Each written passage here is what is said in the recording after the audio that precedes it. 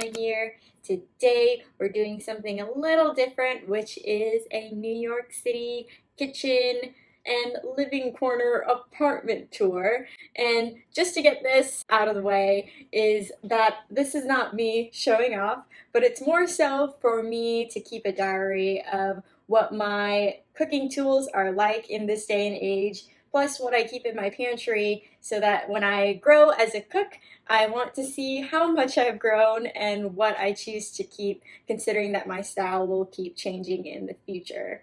I won't be staying in this apartment for long, but I thought I'd give you a tour in case you're interested in seeing some of the tools that I use and find reliable, and maybe you can get some inspiration on how to organize your own kitchen and that sort of thing. If you're ready to see what my apartment looks like, you can follow along now. New York City apartments are notoriously known for being super small, and with that, we only have a living corner and not a living room. I share this apartment with my partner, and we use this corner for reading, chilling out while we're eating, and listening to music. In the back, we have this large Ikea mirror that was given to me by my ate, and in front of it is a floor lamp that I got from Target. On the wall here is a painting of Paperman that I did for a university final, and it was actually one of my first paintings that I've ever done, and I'm really proud of it, so that's why it's here. Down below is a West Elm chair that was given to us by a cafe owner down the street while they were switching out their dining chairs. So we got incredibly lucky to get this from them. On top is an animal print pillow as well as a navy blue throw. Since the kitchen and living corner are kind of mashed together, my partner bought this rug from Jonathan Adler's Now House collection on Amazon, and it carves out the space really well. Around in the back, we have a couple of games that we like to play, especially Jaipur, and there's my yoga mat peeking out. Next to all of this is our Google Home. We use it to play music, check the time, and especially the weather. Behind it is a golden pothos that I got from Dahing, which is one of my favorite plant stores in Manhattan, and he's in a large white mat planter. And this is all on top of a Target live wood side table, which I really love.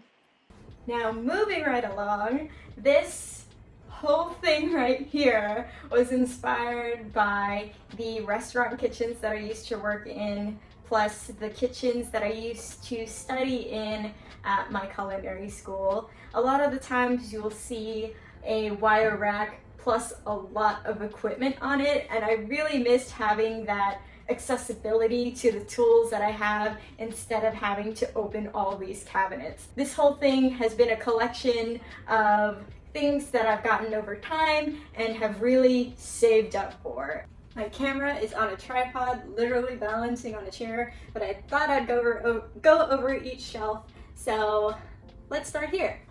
We have a salad spinner that I got from Bed Bath & Beyond. Since the pantry at the bottom of this shelf is super sparse for space, we have some dried spaghetti and linguine in the back. We have these two sieves right here, plus 4 large mixing bowls. Then I have a large cast iron, which is super helpful when I'm doing Dutch baby pancakes, which are super yummy for the weekends. This is a pasta extruder, which I was inspired to get when I watched the first season of Master of None on Netflix. It was something that I got for Black Friday in 2017, and so it's been very helpful to me, and I use it quite often when I'm looking to get some fresh pasta.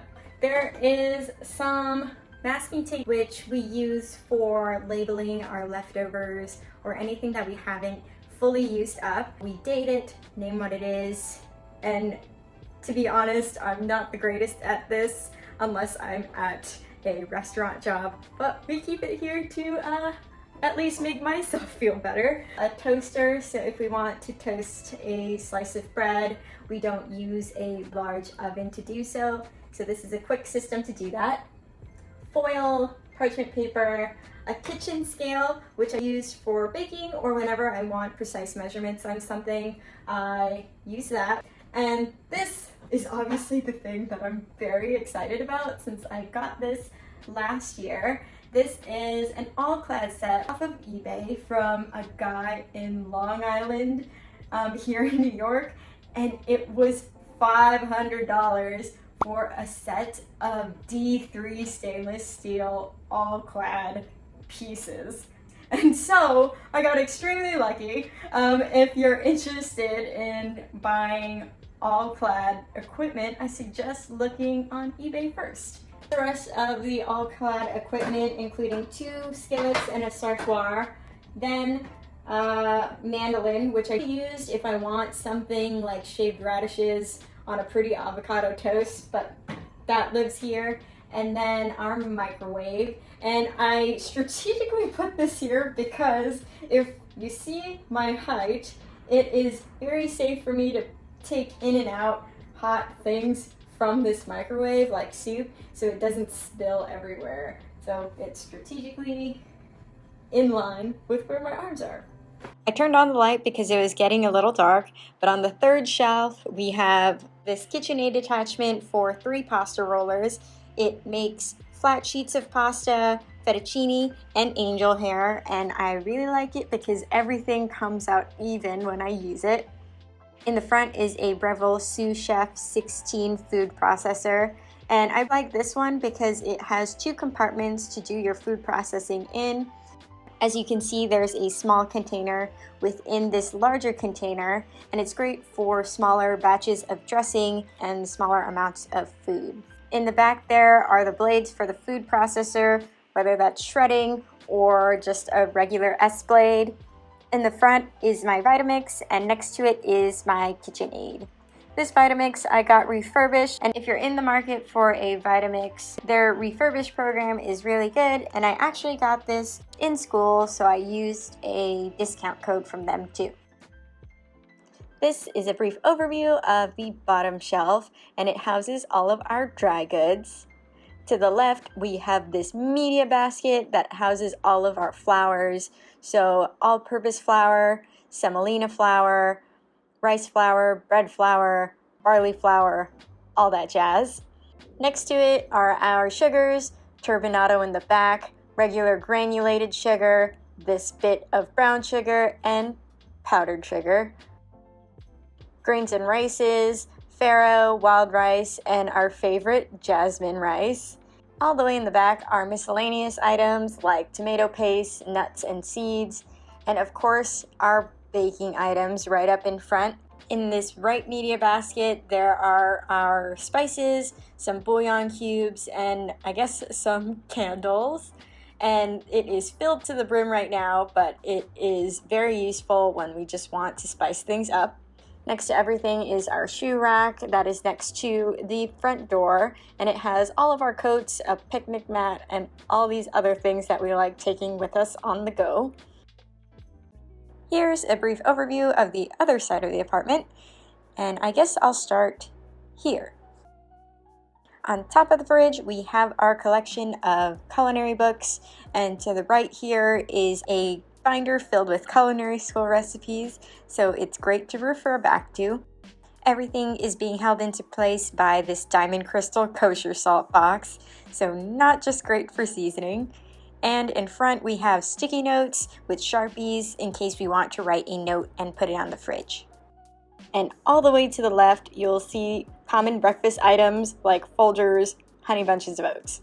Behind the cereal box, you'll see some baking soda since we do have our sink right next to it. And as a tip, we use this to take off tough grease on our pots and pans. Speaking of dishes, this is Barkeeper's Friend, and we use it to take off baked on grease. And here are our utensils. Also, if you're interested in learning more about what's in this bain-marie for tools, please let me know and I'll do a video on it. Our fridge is pretty standard, and I'm not going to go in it because our light is actually broken on the inside, but some cool stuff next to it like this soda stream, and I'll go over the cabinets now. Except for this one, because this just has a lot of extra stuff in it. This cabinet is organized as such that there are a lot of condiments at the bottom, some spreads in the middle, and things that we don't use at the top. There are a couple of baking items that I go for, so vanilla extract, salt that we usually just put on salads and other things, and baking powder. But other than that, if we take those down, behind the baking items are vinegars, soy sauce, mirin, sesame oil, and another box of Diamond Crystal kosher salt. We love using these in salad dressings and even putting on top of rice. This cabinet's pretty standard. We have our plates, bowls, the smaller plates. I have mise en place cups here, which are really helpful for getting my videos prepared. Then some storage containers, measuring cup, and regular cups. On top, we have coffee and tea that we use on the weekends. At the bottom of the soda stream, we have knives, a honing steel, a peeler, can opener, and a cookie scoop. In the bottom cabinet below, we have larger bottles of vinegar and oils, and a large bottle of calamansi gel. Our cutting board lives here too.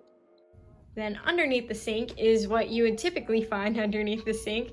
So paper bags, some cleaning supplies, and our kitchen towels live in the back there whenever we need them. Our oven is pretty standard, and it's filled with baking sheets, a non-stick skillet, and baking mats. This is our standard 4-burner New York stove, and on top there is a range with a helpful light, and this cabinet is the same as the other one and has just a bunch of extra stuff. To the left is our lone window, which lights up the entire kitchen and living corner space, and this little plant is Lucifer. Our next view includes this Christmas wreath from Bed Bath & Beyond, and it has ornaments that are colored to match the rug in the living corner area. Below it is a fruit bowl filled with some miscellaneous items that are not fruit. Next to it are some shrimp crackers. Getting a closer look, we have a kettle that we use for coffee and tea every morning, a mixer for my coffees, and high-touch seasoning items like this salt and this Fugo pepper grinder. As you can see with this overview of the space, I really like this table here because it allows for more counter space and for a place to dine. This place may be super small, but it is very mighty and lets us think more about cooking with what we have, only buying what we need, and getting creative with organization. So that was a very bittersweet video since I won't be living in this apartment for any much longer, but I want to thank you for staying tuned until the end, since this kitchen and living space has given me a lot of the functions that I need as a cook to just keep doing what I do. And even though it doesn't have enough sunlight to record videos or a lot of space, it has shown me that grit and hope and just a lot of work has made me become the person who I am today. So I really love this space and I'm really sad to let it go, but on to bigger and better things. So thank you so much for watching, and I'll see you in my next kitchen and next video. Bye.